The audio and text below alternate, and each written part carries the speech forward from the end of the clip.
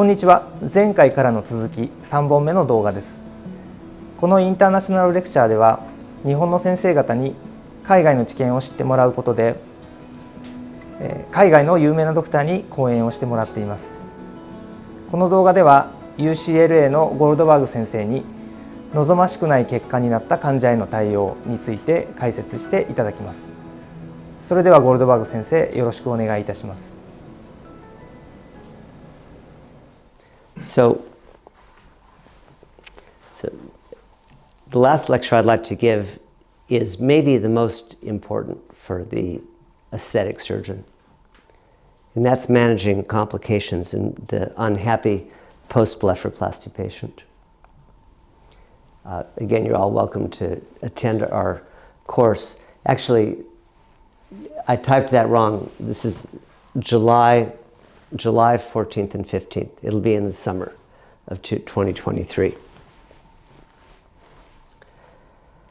I'm going to talk about three aspects of the unhappy blepharoplasty patient. I'm going to talk about the psychology of the patient experience, talk a little bit about the economics, and then I'll talk a little bit about the management of the unhappy patient.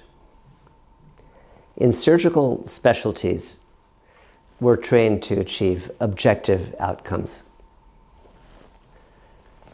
Right, Jan? You just want to see, how many patients make it home from, how many days it takes them to get home from the operating room. We look at all of these measurements, and ophthalmology is very seductive because we can measure we can measure vision very accurately. But I think aesthetic surgery is different. It's really more about experience and emotion. And frankly, in many cases, the objective outcome is less important. I mean, I hate to say that, but I really think it's true. This was Henry Baylis's wisdom. Henry Baylis always said, your only goal is to make a happy patient when you're doing aesthetic surgery. It's really the only goal. And so understanding the psychology is a key to successful aesthetic practice. These are two patients I operated on the same day. The first one was a gentleman. He had pain after surgery. I think it looks like I'd done a little ptosis surgery. You see a little chemosis. He had trouble reaching the ophthalmologist on call over the weekend. By the way, now I give my patients my cell phone, my personal cell phone, which I think is much better. But anyway, he just had a bad experience. And he was so unhappy. He said, if I had known my surgery would come out like this, I never would have had surgery. How many times have you heard that, right? Right? It's a common thing for patients to say, I never would have had this done. And he wrote all sorts of bad reviews online, and he wrote to the dean of the university telling how bad his surgery came out. And by the way, he also said the nurses in the operating room, I see all your staff, they said they were the worst nurses he'd ever met in his life. They wouldn't, he had pain, they wouldn't take care of him. That was the first case of the day. This was the second case on the same day. She wrote to me afterwards, she said, those are the best nurses that I've ever had in my entire life. Same nurses, you remember the operating room? They were in the same bed. Best nurse I've ever had. She sent lots of friends in. She sent me big boxes of C's candy. Now, when you look at their results, I would argue those are both B or B plus results, right? It's not an A, but they're nice. They had the same result objectively. But one patient was very unhappy with the result. He thought it looked terrible, and the other patient liked it. It doesn't have anything to do with their result. It has to do with their experience. And understanding that psychology is the key to a successful aesthetic practice. That's why, Tomoyuki, I'm so proud of what you have here, because you've really controlled the environment. You have staff that are very amazing. The patients come in, they see a beautiful facility. You're a very caring doctor. And I think that makes all the difference in being successful, having happy patients. Here's the thing. So building rapport with the patient just takes a few minutes of your time. But dealing with an unhappy patient takes hours or weeks or sometimes years of your time. So it really is worth establishing that rapport early on in the relationship. Make sure that your communication is good, that you have a relationship with the patient. And by the way, if you just don't sense that you're able to build that relationship, I would argue you should think about not operating on the patient, because it's not going to come later. The unhappy post-blepharoplasty patient is disappointed, angry, clinically depressed often, symptomatic often with eye symptoms, and not infrequently has now paid a lot of money, and so financially they're not as able to pay for more surgery. One thing that every aesthetic surgeon has to be aware of is body dysmorphic disorder. This is a disabling, painful preoccupation with appearance. Now, we're all concerned with our appearance, right? I mean, that's normal. That's how you pay for this office. But these patients have an unrealistic view of themselves. It's not objective, but they feel that they're distorted. They're consumed by a problem that maybe you don't see. And they're often addicted to surgery, so they'll come in typically with a long list of previous surgeries trying to address this imagined defect. Some of the ways that you can detect it, they can have some stereotypic behaviors. For example, they'll often camouflage the area with their hair, or they'll wear a hat, or they'll keep putting their hand in front of the area that bothers them. They scrutinize the appearance of others. This is one of the best ones, frequent irresistible mirror checking, so they're always looking in the mirror. Surgery seeking, touching, grooming, or picking at the defect are all common. The key is that they're incapacitated by this overwhelming preoccupation with their defects. So often they're not working. They'll say, I haven't been out of the house for months because I can't leave the house because my face is so distorted, my eyelid is not right, or the corner of my eye is not right, and I can't work. It's unrelenting distress. And it may be common. So J.D. Perry's one of our fellows. He did an interesting study using a survey. He found that 7% of patients in his practice tested positive for body dysmorphic. Do you think it's common in Japan, Tomiyuki? Yeah, similar. These patients are highly unlikely to be satisfied with the surgery. Right? They're going to be unsatisfied. They'll fixate on minor complications. It's going to be a very rocky post-operative course. There's a measurable suicide risk. And if that's not enough to catch your attention, there's a measurable physician homicide risk. 2 cases in the United States of these doctors who went crazy and murdered their physician. The thing is that it can improve. Right? These patients can often be treated medically with cognitive behavioral therapy. But the problem that I have is that they're reluctant to get treatment, and you're meeting them one time. And often if you just even bring up the subject that maybe their problem is psychological, they get angry at you. It's not a good way to start a productive consultation. But some of the things that I found a little bit helpful, you can emphasize that treatment can diminish their suffering. They recognize that they're suffering. And so emphasizing that treatment can diminish the suffering is helpful. An image that is helpful to say is preoccupation has power over them. They're a prisoner, and treatment can help them to regain control, because they really do feel out of control. So that's sometimes language that can relate to them. This is Norm Shore used to always say this: if you have a heart disease or broken arm, you would see a doctor. If you have a psychological problem, you should see a counselor. And this last one I've used with success in a few patients, and it's true. Brain studies have shown that patients who get treated have normalization of some of the brain patterns. And patients, when they hear that, they get that image of the brain being sick and the brain healing, and sometimes that will motivate them. But having said all this, I don't have great success getting these patients into therapy. But at least you have to avoid operating on them. If you make the diagnosis, don't Don't be the seventh surgeon to operate on them.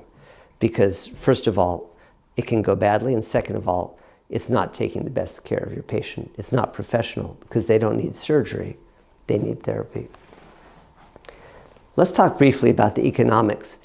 And Tommy, you'll tell me if this makes sense in Japan also. But in the United States, the patients paid 100,000 yen for the blepharoplasty. I think it's cheaper in Tokyo, right? They're angry at the first surgeon and maybe financially, strapped or encumbered. The rehabilitation is going to be much more time consuming and much more difficult than the first surgery. It requires higher skill. In the United States, insurance will usually reimburse less than $1,000 for an intense rehabilitation.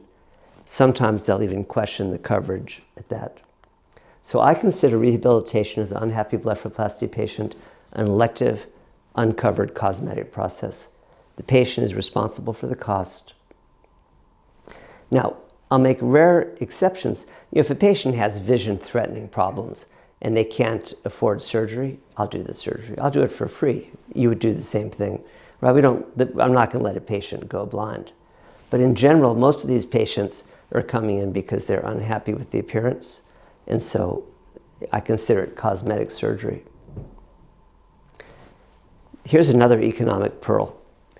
I think it's a good business practice to refund unhappy patients without hesitation. So when I grew up, the attitude in medicine, people would say this, you didn't pay me for a result, you paid me for my skill, and I'm not going to give you your money back. But now I think that's wrong. I think it's a business decision, and if the patient's unhappy, I just give them the money back. If you find that you're often giving money back, you probably should pick a different profession, right? I mean, it doesn't happen very often, but that's what I do. Some offices have a legal release form so that the patient signs they won't say bad things on social media or sue you. What do you do, Tomiyuki? Do you give money back? Yeah. Unhappy patient? A little bit? I think you should do it more often. I think you should have a low threshold. You think about that. The pathophysiology of the unhappy patient, I think the audience is mostly ophthalmologists, right? Listening to this. So for an ophthalmologist, this is all pretty obvious, but you know the tear film, but non-ophthalmologists don't appreciate how important the tear film and the eyelids are for comfort and vision. It's critical. And so when the eyelid gets bad, the patients, they can't see and their eye hurts. This is an ultrasound from our laboratory. This may have been your study, Tomiyuki. And what I want you to look at is the eye moves. Look at the fatty tissue. Here's the orbicularis muscle. Here's the globe. Here's the eye muscle. But look at the fat. It's like jello or gelatin. It's all wiggly. And all of these layers have to move on each other. It's like a magical system that nature has made. When you operate on these areas repeatedly, you get volume collapse and full thickness scar, so that independent function of all those layers goes away. It gets glued together. And that's what makes these patients so uncomfortable. And that's why it's so difficult to address it surgically. Another thing that will happen is you'll get orbicularis weakness. You see when she's trying to squeeze, you see how this eyelid just pops out? Right, so the orbicularis has dysfunction after the surgery. So here's a patient that has all three: volume collapse, loss of independent lamellar function, and orbicularis paralysis. That's the trifecta of physiology that affects these patients and makes them so uncomfortable. So let's finish talking a little bit about the management. We already said these patients are disappointed, angry, depressed, symptomatic, financially tapped out. John Honig, who I know you worked with, he said this is the oncology practice of oculofacial surgery. And I think that really is true. Facial appearance is an intimate subject, right? It's very personal and emotionally charged. And changes in facial appearance, especially around the eyes, can be an overwhelming experience for the patient. You have to be very sympathetic to what they're going through. And so I think that they go through the same stages of bereavement as a cancer patient: the denial, anger, bargaining, depression, acceptance. To effectively take care of these patients, you have to be prepared to address the fragile psychology and manage their expectations. And most important, you've got to be the best doctor you can be, right? You have to rise to the occasion. Don't get angry. You know, I have trouble with that myself. I've been working on that my whole career. When the patient, starts whining and complaining and saying bad things about me, I want to get angry back. So I have to take a deep breath and recognize it's not my problem, it's the patient's problem, right? So you have to be willing to be very professional. You have to be generous with your time, see the patient often. Non-confrontational. For example, when they come in, like, remember that first patient, the gentleman that I showed you? So is it productive to put his picture up and say, but you look good? No, right? That's confrontational. Instead, what do you say? You say, tell me. Let me make sure I understand this. Tell me, to reinforce their feelings. I can tell that this is making you happy. Let me see if I'm understanding this. You think that the corner's not in the right position. You feel they don't, the eyes don't look the same and they're uncomfortable. Validate the patient's feelings. Don't try to argue with the patient.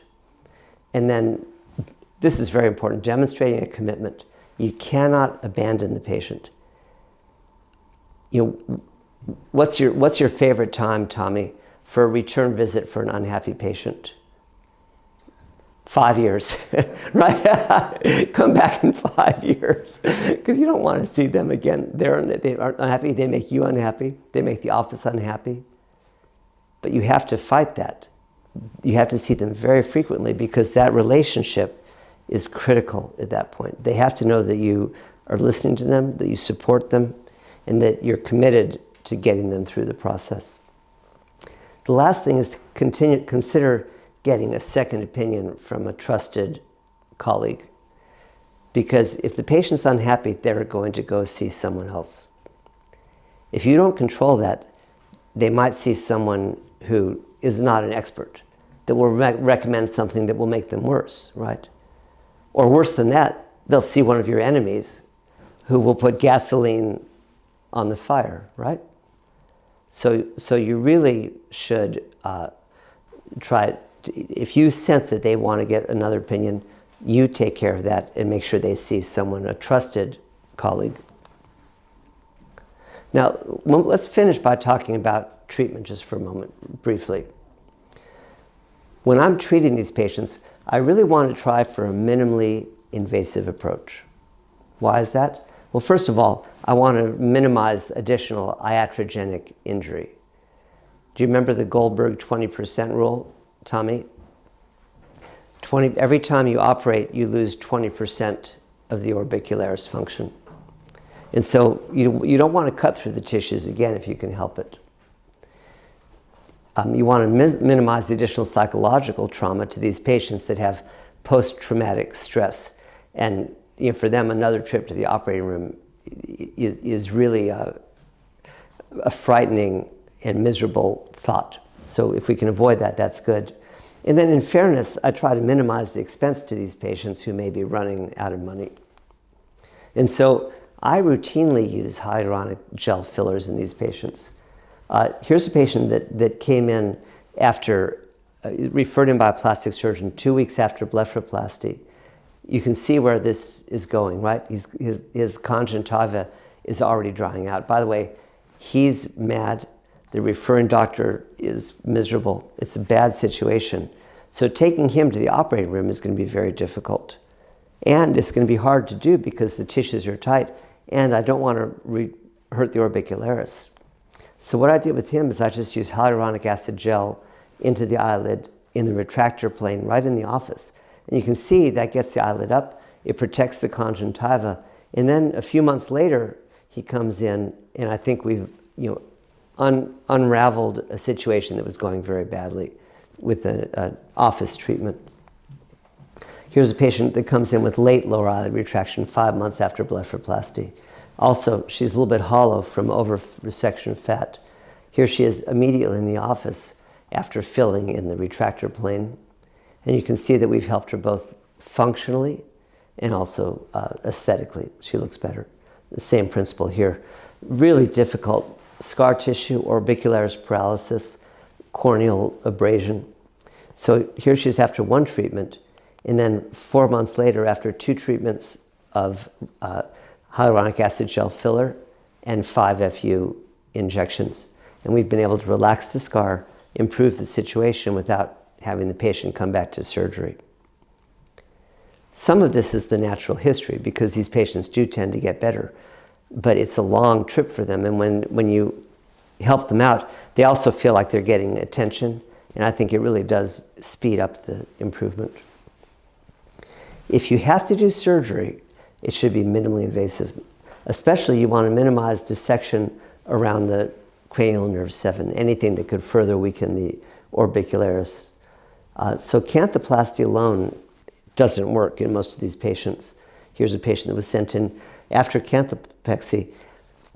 The problem is that you can tighten the eyelid horizontally as much as you want, but if there's volume loss in scar tissue, it's not going to work. I also don't believe in the idea of a spacer anymore. We used to think of blepharoplasty retraction as a tightening, a shrinkage. But actually, I think what it really is mostly is volume collapse. You've just lost all the fat in the tissue here. So when you do an end glove lysis, the conjunctiva is adequate. But then what's left is not a length problem. You don't need a spacer. It's a volume problem. So what I'll do is I'll fill that with dermis fat or free fat. And I'll do that through a small incision canthoplasty. So I just make a little tiny incision in the corner. And then end glove fashion, I release the scar tissue, right? You see that? In both the septal plane anteriorly and posteriorly on the conjunctiva. Now the eyelid is free to move up, right? So the scar is released. Then I'll harvest, so I don't put a spacer in because the conjunctiva is still intact. But instead I'll harvest a little bit of dermis. And then to get that dermis into that pocket, I'll guard a Keith needle with a little bit of IV tubing. Remember I taught you that, Tommy? Do you still do it? And then I'll, this is the end of the video, but then I'll put that through the pocket and then use the needle to pull the dermis graft into the pocket. So here's the end glove lysis. Oh, okay, here it is. So now I push the needle into the pocket, all the way to the medial canthal tendon, bring it out through the medial canthal tendon, and then remove the guard, the IV tubing, and then use that to put this little bit of a strip of dermis fat that I've taken from behind the ear into that space. That's a fairly small graft. You can use a bigger graft than that if you want to. And here's the patient before. The first postoperative day, we've put a frost suture in, and then several months later, showing improvement in the volume and in the eyelid position. So to summarize what we talked about in the post-blepharoplasty unhappy patient, we talked about the psychology. And I hope that you understand how important that is and how this is really your opportunity to be your very best professional physician, to help, first of all, to get your own aesthetic patients through the experience, and then in particular for these unhappy patients. And I hope everyone recognizes the importance of diagnosing and avoiding operating on body dysmorphic disorder patients. We talked a little bit about the economics, and I'm not sure if that's completely applicable in Japan. Is it? Mostly? And then we talked about the management, the psychological management. So critical to be a good communicator, support the patient, and be your best professional self to get them through the process. We talked about non-surgical management, which for me is the core of my practice these days. I think so often I can get these patients through without having to take them back into the operating room. And then finally, if we have to do surgical management, always looking for ways to minimize incisions, minimize patient discomfort, and have as non-invasive an approach as possible. I hope that's a useful overview of a difficult but interesting topic. It's part of our life if we're doing aesthetic surgery. Thanks very much.